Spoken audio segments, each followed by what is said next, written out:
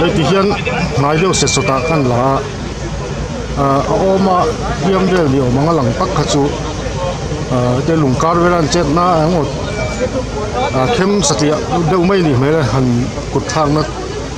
chú đi hết chia tali va ama hi cái này tụi chú chú à ta cái bao cái thỉ đó va là thì nu rồi mèo khóc mày à hắn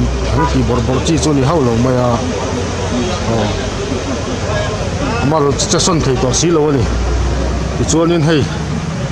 nhưng lại về là hiền nhưng mà rất tu bút thành quy tế chìm thấy lắm bằng lại huang ngông mùn về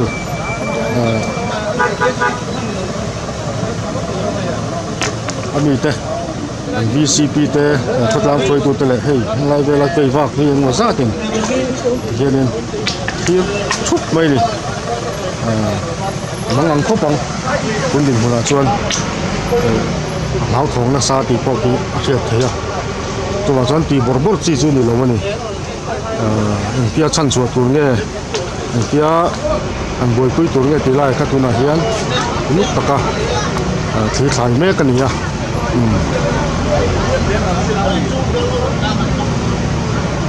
đây là cũng rau khóc mày